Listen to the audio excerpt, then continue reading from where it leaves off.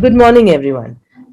Welcome to the TIE Sustainability Summit 2021. This is the largest summit hosted by TIE Hyderabad. We, in fact, have over 40,000 registrations, and that's growing. And we are being watched live by many, many more. I'm Ekta Behel, partner with Samvad Partners. And it's an honor for me to introduce our moderator for the session, Shalin Tayil. Shalin's moderating the session on building bridges between large corporates and agri-innovators. And we have a fantastic panel of speakers who will be discussing this topic in greater detail.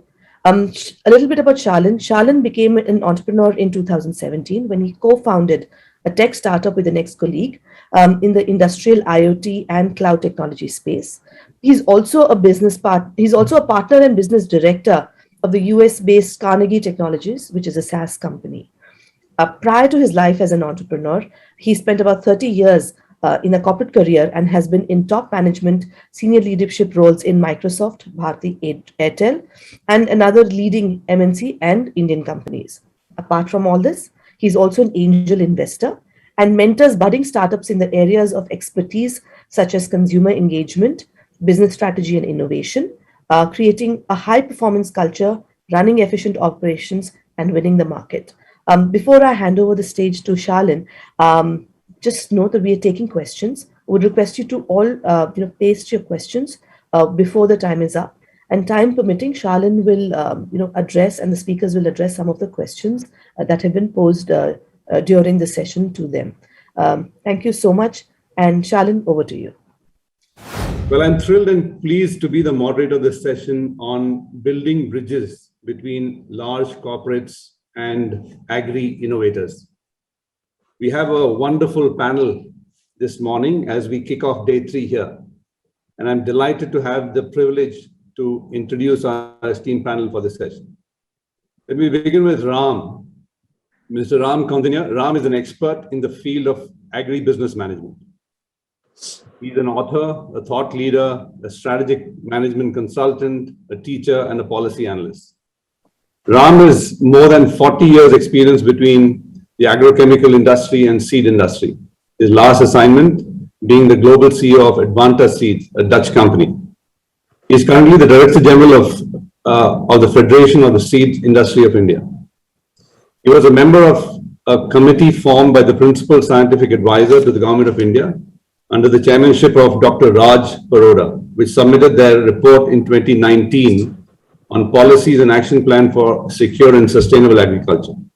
Ram is a co-founder of ThinkAg, a platform for promotion of innovation and entrepreneurship in food and agriculture. May I hand this over to Ram to say a few words? Morning, Shalin, and thank you for that introduction. Morning, everyone. I am eagerly looking forward to this discussion. It's a very important topic and becoming more and more important as time passes by. I am really looking forward to this. Thank you. Thank you, Ram. Let me now introduce Professor Dr. Harivansh Chaturvedi. Professor Dr. Chaturvedi is the director of Birla Institute of Management Technology, that's BIMTech, Greater Noida.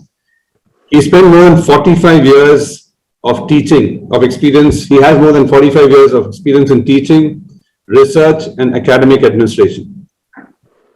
He has been the director of the All India Council of Technical Education, as we all know, it's AICTE.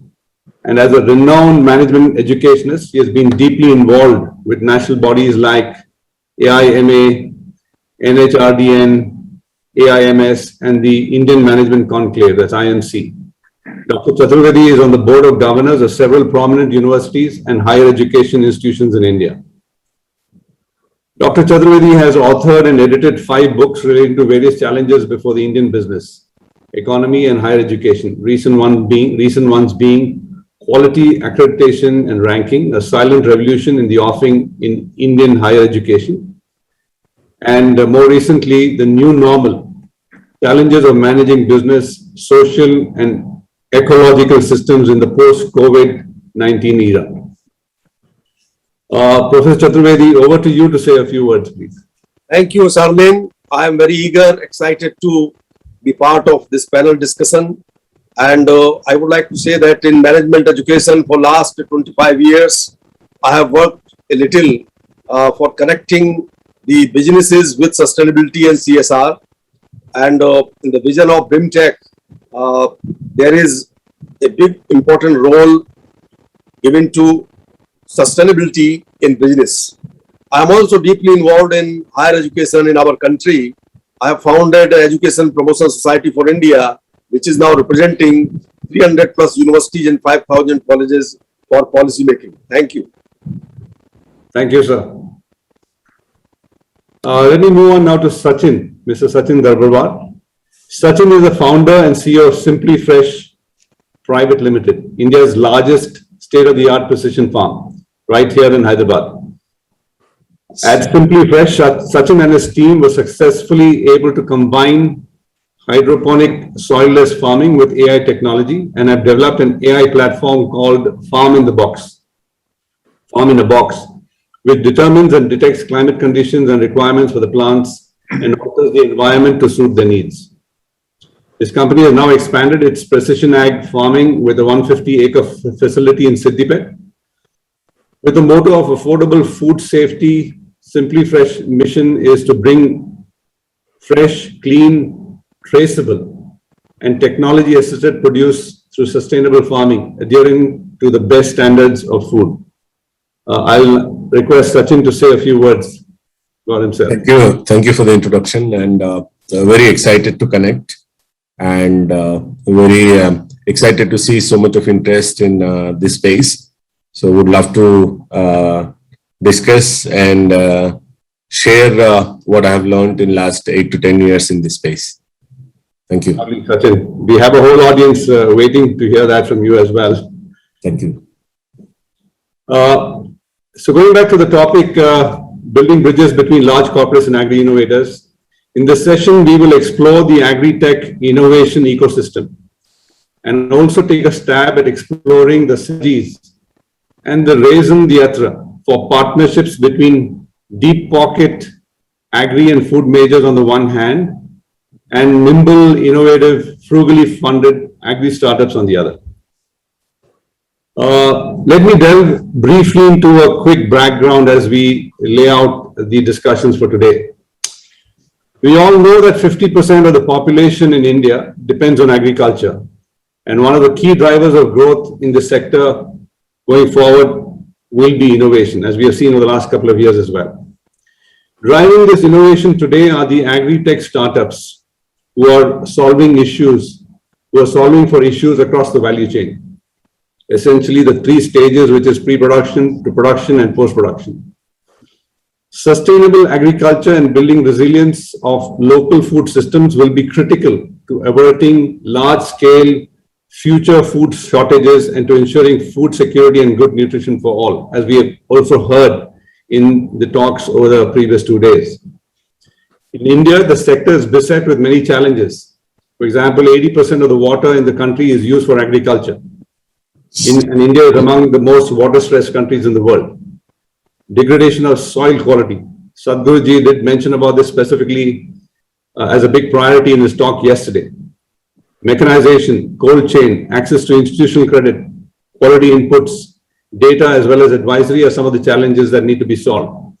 But then that is the ethos of this summit. How do we bring entrepreneurship to sustainability and strive to overcome these challenges? In this backdrop, it's very reassuring to see the last 5 years have seen the rapid growth of agri-tech enterprises from about 50 in 2010 to 1,000 in 2021. Furthermore, the share of agriculture in GDP has increased to nearly 20% in 2021 from 17.8 the previous year, demonstrating resilience of the farming community in the face of adversities of the pandemic, as well as the impact of enabling policies. It's now my turn to pass on the question to Ram for his opening comments. Ram, the question is, your company, Think Ag, which is India's first ag tech platform that brings together innovators, corporates and investors to improve the outcomes in Indian food and agriculture, recently released its 2021 report on accelerating innovation in food and agriculture. I'm sure that the audience here would be eager to know some of the key highlights from that report. Yeah, thank you. Can I share my screen? Please do. Yeah. Okay. So ThinkAg works for bringing corporates and various other stakeholders in touch with the agri-tech startups, and we try to bridge the gap. Basically, the need for innovation in food and agri sectors is identified on three fronts. One is that we have to improve farmers' incomes. I think this is a universally accepted need, especially in India. So yields have to be improved, post-harvest management has to improve, value addition and market linkages have to improve, price discovery has to improve, better access to warehousing and finance. These are some of the aspects that the farmer is looking for. Natural resource conservation and sustainability in line with the SDG goals, goal number 8, 3, 8, 12, 13, 15, they are all dealing with sustainability and then environmental conservation. So water, I think Charlene has already mentioned, and also about preventing depletion of soils and conserving biodiversity. Changing consumer demands. This is a major thing that is happening today, that there is a great emphasis on healthy, safe, nutritious, and immunity boosting food with the traceability. I think that is also where Sachin is working. So these are all things where we have found the need. So the report which we bring out every year, this year also we brought it out about how is the investment climate in the country. We have seen that around $410 million was the capital that flowed into this funding of agri-techs. It's slightly less than the previous year. Previous was the best, more than $600 million came in. But over the last 5 years, more than $1.5 billion has come into this sector. If you see, the important point to note here is that the downstream, which is dealing with market linkages and taking the food, working at the food level to reach safe food to the consumers and also improving farmers' price discovery. That is where downstream agri-tech has attracted 86% of the total capital inflow has gone into downstream agri-tech. Precision agri-tech is the next one. Agri-infra-tech is the next one. And you will be surprised to see that the fintech, automation, biotech, these are all things which have not really attracted much of investment. But it is clear that a lot of money is going into the output linkages to markets. I think that's where farmers' price discovery people are trying to improve. You know, corporate engagement has been low. The sources of funds have been mostly from the funds, and corporate engagement has been pretty low. Some of the categories in which these companies are taking paths to scale are that there are full stack solutions like DeHart, BigHeart, and Arya, and Stellabs, and Gramophone. Global B2B SaaS models are there, like Intello Labs, Cropin, AgNext. Tech-enabled output supply chain solution. This is where most of the capital has come in, like Big Basket or Licious, Ninja Cart, and Waycool, and Captain Fresh. Then on the animal front, there is a freemium model, which is Animal, which deals with the trading of capital, trading of cattle, rather, bringing it under a kind of a systematized digital platform. So basically, low corporate engagement has been the bane of the sector in India.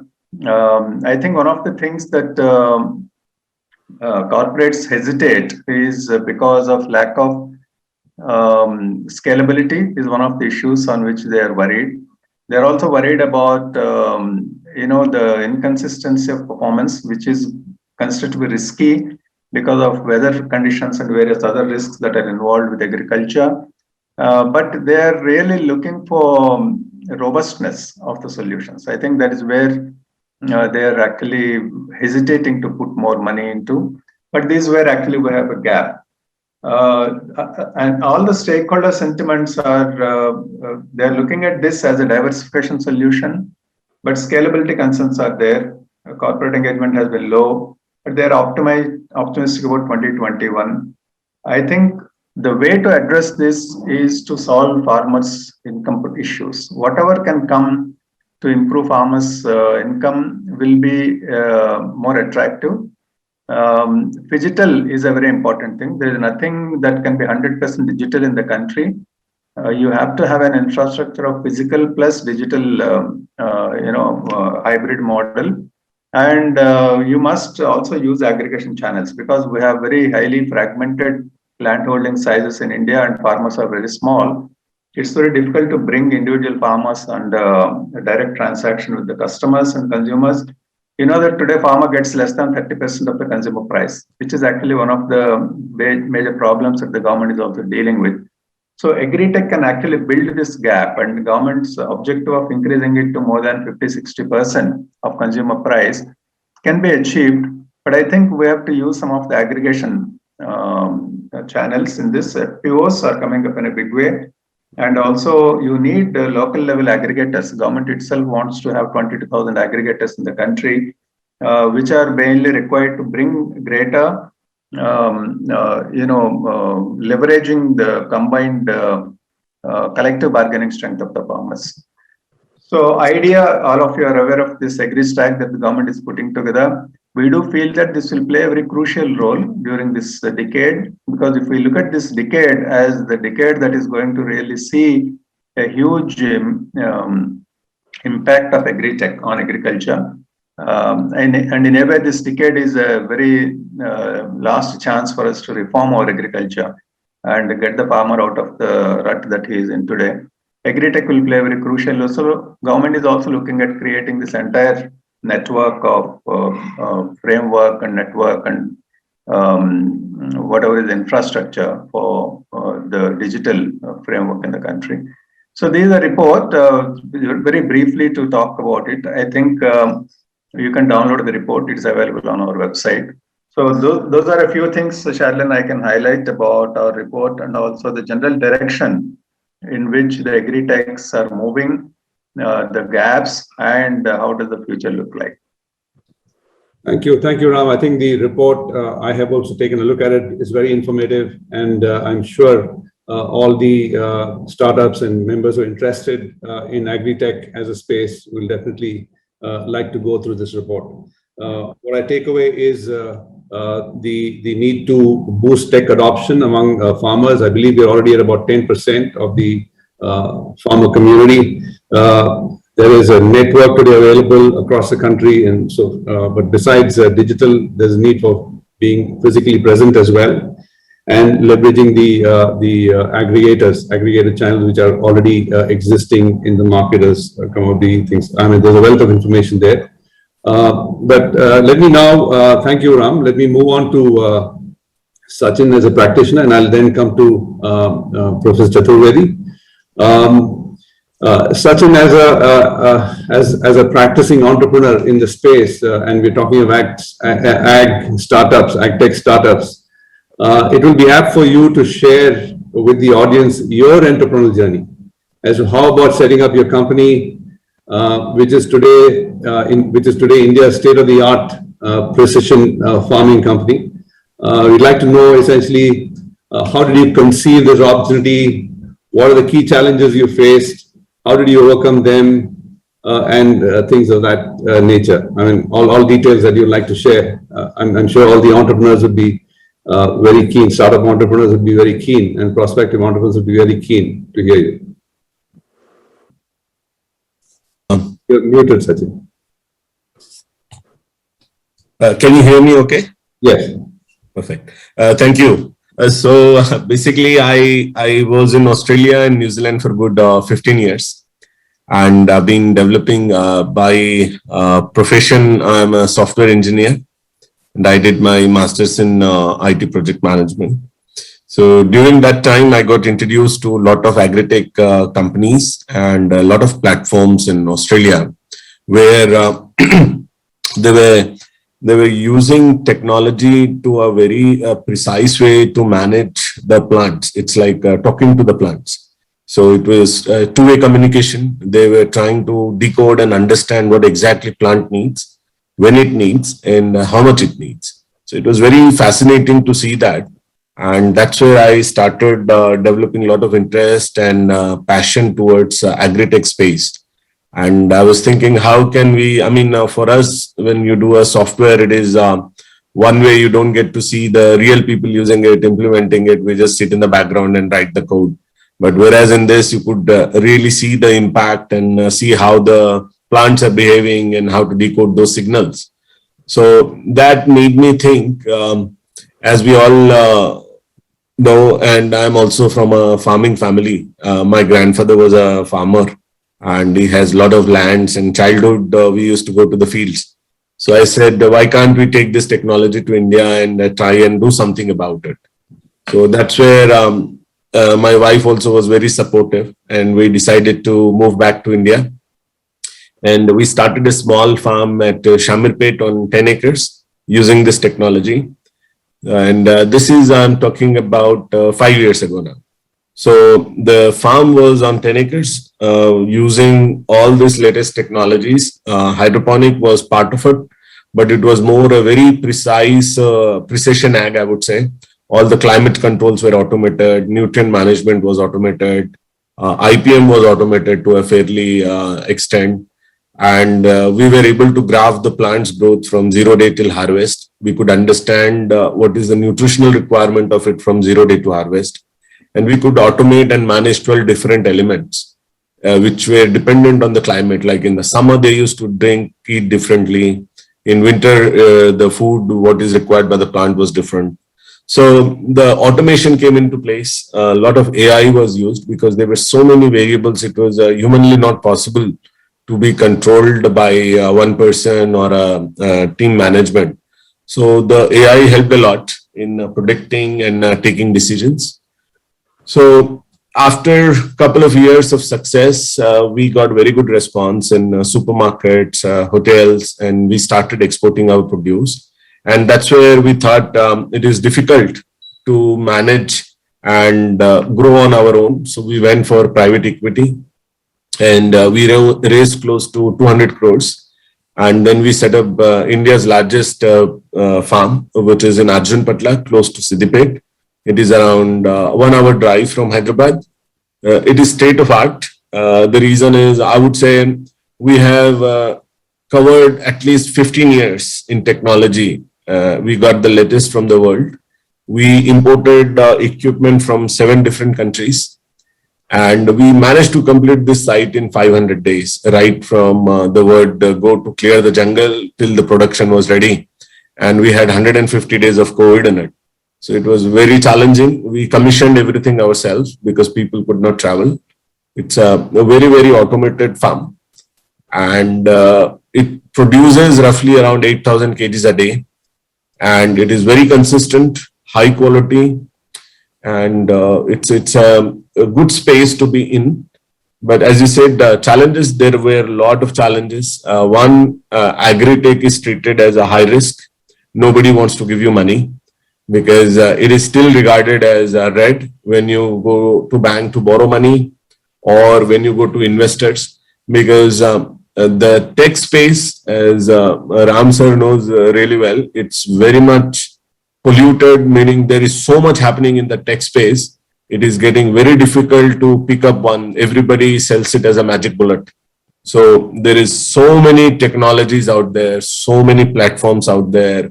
It is getting very, very difficult to understand what is to be used. So I keep saying to young entrepreneurs, young startups, it is not about high tech or low tech. It is about the right tech. What is the right technology for my country? What is the right technology for my farmer? What is the right technology for my market? What is the right technology to get the cost of production low? So if I put a robotic arm and call it high tech, but the cost of capital I am not able to repay by my sell price, then it is not the right tech. So we have to be really smart and not get carried away by the tech part. We have to always think through what is the right technology, what is required. So that is one very important lesson we have learned. And that is one very important philosophy I would like to encourage to the young entrepreneurs, that do not get carried away by, cutting edge technology, robotics, AI, ML. There has to be a case for it and your market has to be ready for it. And you should be able to make money. End of the day, technology will not give you top line and bottom line. It is the business which will give you the top line and bottom line. The technology has to be just an enabler. But as India is blessed, we have a lot of good IT companies, very good ecosystem when it comes to technology. Similarly, biotech is a very interesting space where a lot of innovation is happening. So my challenges were when we started for the larger farm, there was no ecosystem. We had to import close to 72 containers. There is no supply of a good quality material like automation equipment, fertigation, irrigation equipment, which are very precise what is required for this kind of technology. And then the support system, the team to install it, team to configure it, team to commission it. It has been a huge challenge. But over the years, I think the ecosystem will develop in India. But for us, we had to go through that learning curve. We have to go through that initial first mover disadvantage. So it was one of the biggest challenge. And from the government side, there are not many policies. Like even you are importing such a high-tech technologies to India, there is no support from the government saying that you don't have to pay import duty.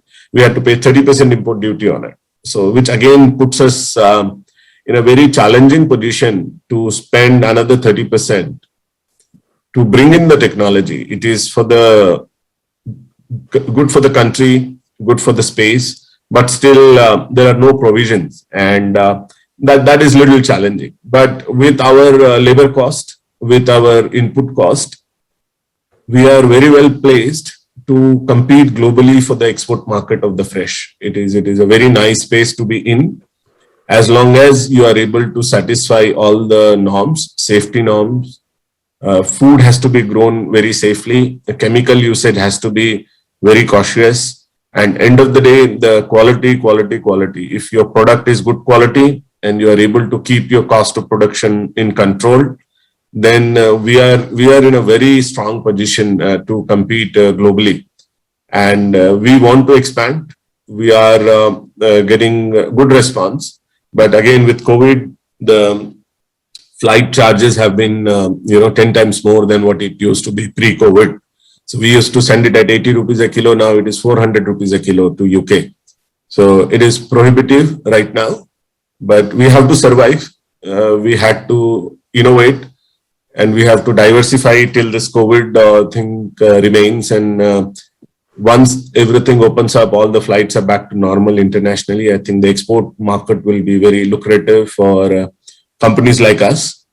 And it's a very good space, I would say, for next 10 years to be in.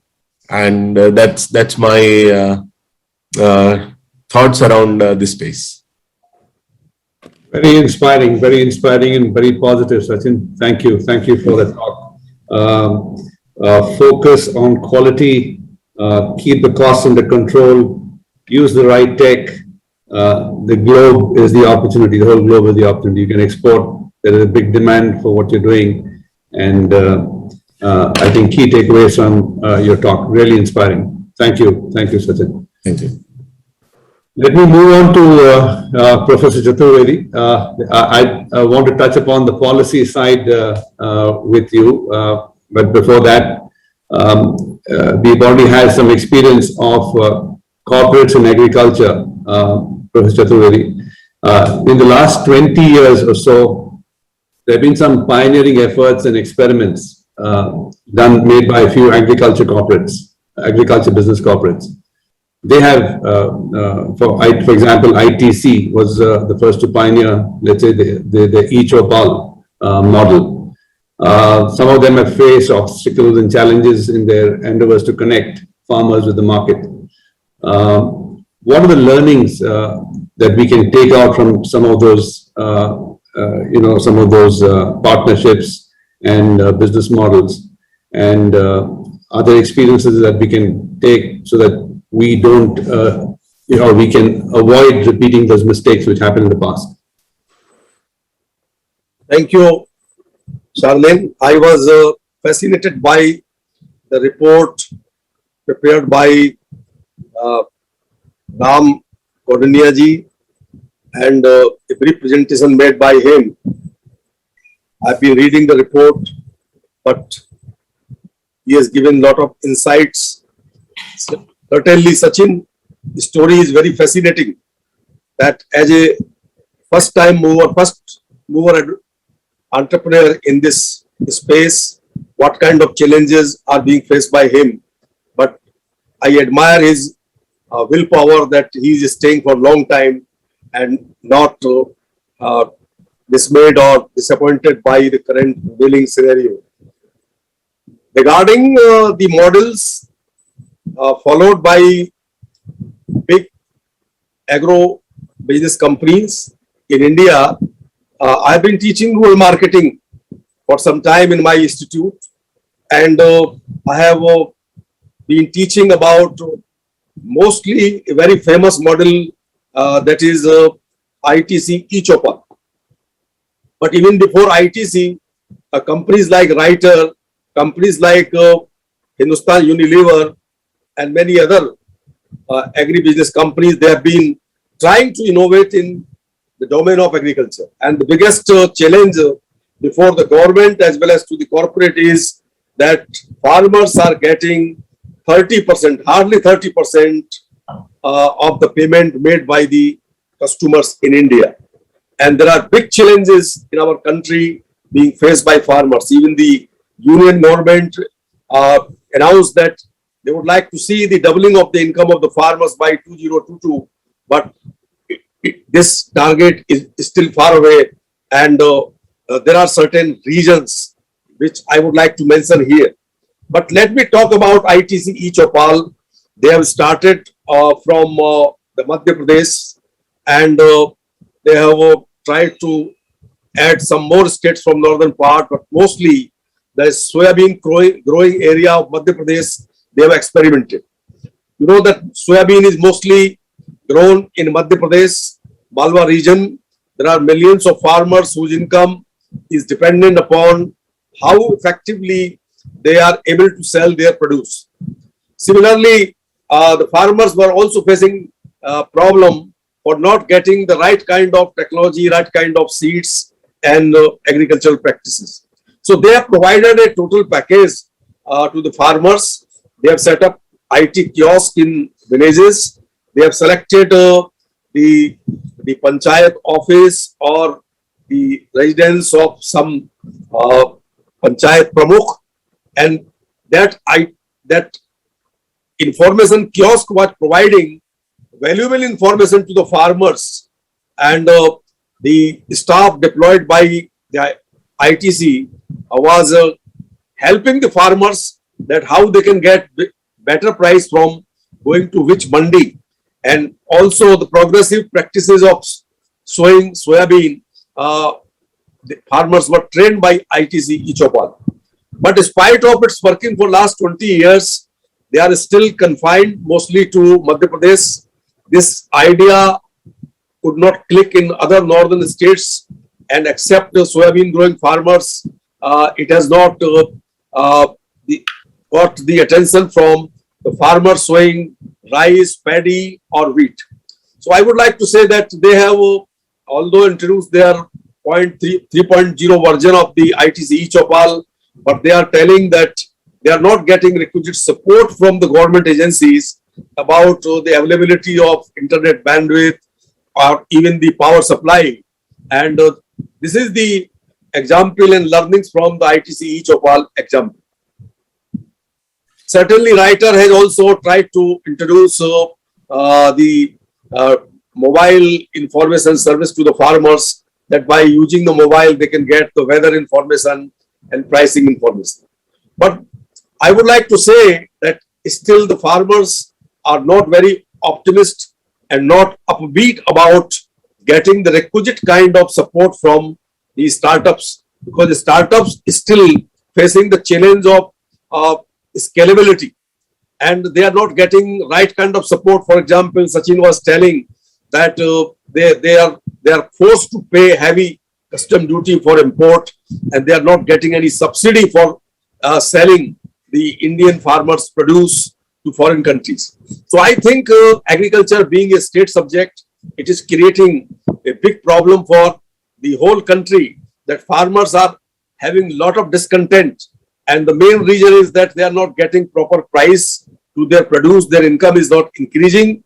3 bills have been introduced, but those bills are in cold storage because of farmers are not willing to leave the intermediaries with whom they have been working for so many years, hundreds of years. And Indian agriculture is a typical example where traditional things are still working well, and the promises given by the central government are not being accepted by the farmers. So in this scenario, I would like to say that we need something, that we need a mission mode by which the governments should connect to farmers, producers organizations, the farmers cooperative organizations, agri startups, and also the big agribusiness companies. Unless these 3 dots are connected, and we assume that there is no need for connecting the dots, I think an agency which can work in a mission mode like National Literacy Mission for next 10 years, as Sachin was telling, that will be lot of opportunities, but lot of difficulties will be faced by the agri startups as well as farmers. So I would like to conclude by saying the experience of big business companies providing support to the farmers and agri startup is a very mixed bag. There has been some progress, and mostly it has not been very successful. And we need a central agency which can work with the state governments, with farmers organizations, and also with the policy makers. It can connect the many dots which remain so far unconnected. Thank you, Professor Chaturvedi. That was very, very insightful again. The need for an agency to work with both the startups and the farmers and the corporates, which will help to bring this collaboration together. Because I heard you say that startups clearly suffer from the corporate perception about startups is that they suffer from the issue of scalability. While on the other hand, corporates, have the wherewithal to both scale. There's no dearth of money with a large corporation, and there is an opportunity for startups to partner with corporates, which is the next topic that we'll get into. Very well made points, Professor Chaturvedi. And let me move on to essentially the next part. We have, I think, about 10 odd minutes. And let me move to the space of this partnership and collaboration of startups with corporations. So as we have seen both from Ron's report and the discussions we've had so far, AgTech startups have been at the forefront of driving tech innovation in the sector, leading with smart farming, precision agriculture, IoT, drones and satellites, vertical farming, robotics, farm automation, and of course, models of big data and AI in agriculture. Rationally, if one were to look at it and how this ecosystem has evolved, it seems to be natural that agribusiness corporations should partner and collaborate with startups, as is prevalent in some parts and sections of other industries. For instance, large corporations want to digitalize operations and are looking at relaunching new augmented digital products and services, which is a par for the course for startups. On the other hand, startups are looking for market access, funding, infrastructure support, which corporates have a good dose of, as we were just discussing, and the point which Professor Chaturvedi made. However, challenges exist in issues like the mindset and culture. On the one hand, startups are entrepreneur-driven, small, extremely agile, passionate, and entrepreneurial. And on the other side, we have corporates which are process-oriented, risk-averse, and so on and so forth. And follow certain norms which are very, very difficult for them to change. We understand that a collaboration that can be created that can benefit both the sides. helping corporates to enter and create new markets and market segments, and startups helping to develop products and scale. A few corporations such as Nestle, Marico, M&M, UPL, Godrej are working to some degree, but we don't have a model which is kind of evolving so far. So my question to the panel, we'll go in turn one by one, is how can corporations in the agri-food business strengthen their innovation agenda by partnering with startups? And what are the models, if any, that are evolving in this space? Let me turn this over to Ram for some quick thoughts from each one of you. Ram, over to you. Yeah, so thanks. I think, like I mentioned earlier, corporates are many times worried about the risks. And one of the biggest risks is that the enterprise is too technology driven and not driven by the domain needs of agriculture. And second risk is that governance standards are also an area of risk as perceived by corporates, because many of the large corporates who can afford to invest are always worried about governance, and they don't want their big brand to get damaged because of a small agri-tech enterprise with whom they are associating themselves. So I think the entrepreneurs have to make sure that their governance standards are very high and their technology is very robust, and they are addressing a specific problem of the farmer, because only when both the hands come together the relationship can happen. So I think on the front of the enterprises, they must make sure of addressing a specific problem of the farmer, robustness of technology, and governance standards. I think these two are very important things that enterprises must focus on. On the corporate front, I think the models which work outside are corporates do invest, they take a share in enterprises which are looking interesting. Normally they take around 26% share and take a board seat, and then they will then get involved in actually influencing the way the enterprise is actually innovating and reaching out to market. And of course, consequently, they will also tie up, they will make all their networks available, their infrastructure available, so that the scale up of the enterprise can happen much faster under their mentorship.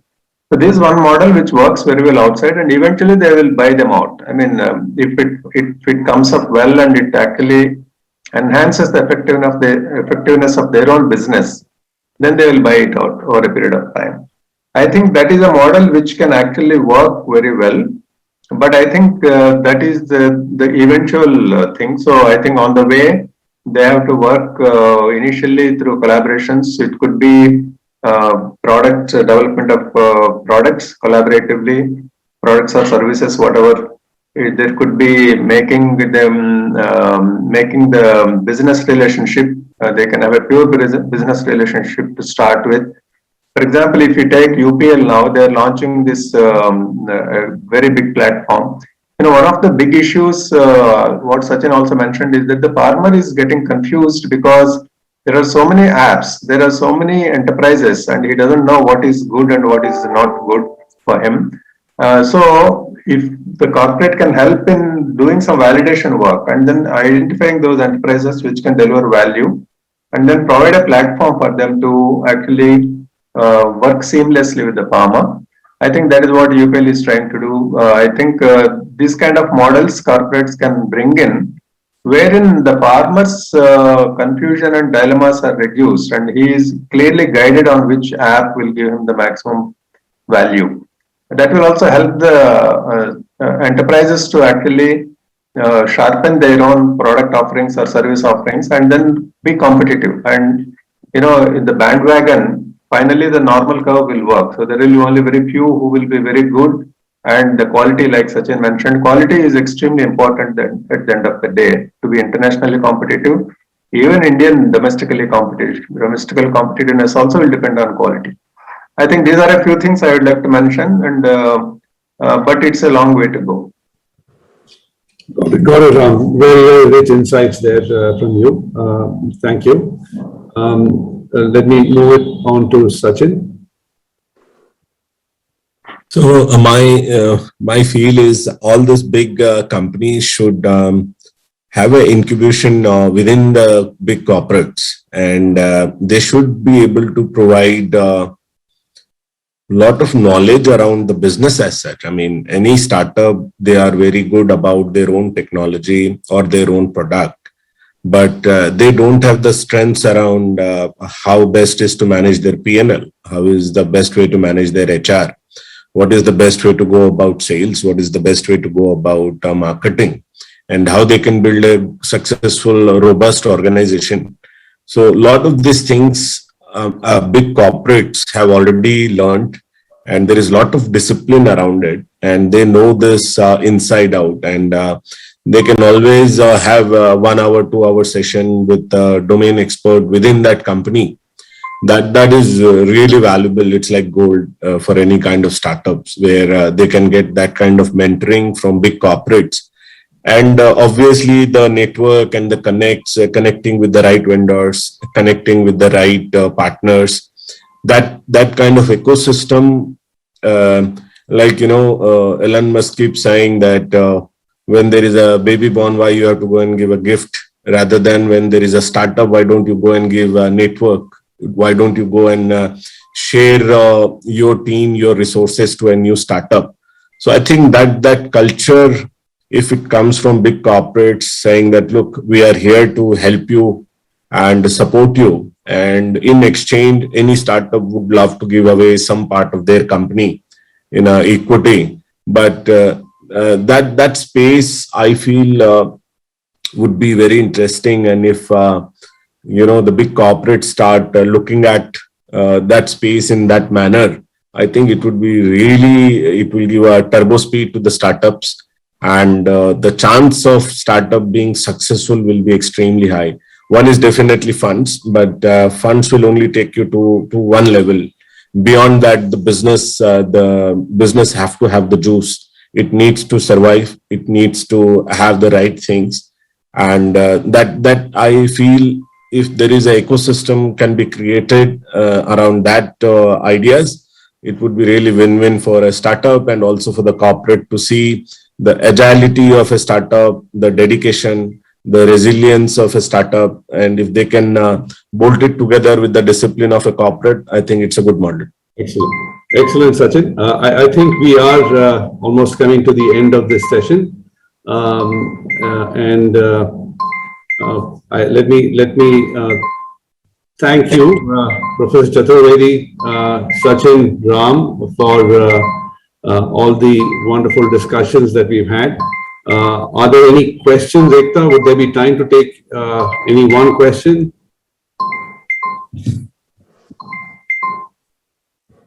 Maybe I'm not too sure. Okay, I believe there is no time, so we are almost at the last minute of this session, which has been allotted in terms of time. So I really want to kind of thank you for participating in this panel and sharing thoughts on how can this collaboration work, and giving deep insight in terms of where technology and where innovation is happening in the agriculture in this space. And thank you once again for taking time and partnering with TiE to deliver this session for TSS 2021. Thank you. Thank you. Thank you very much. Thank you. Thank you.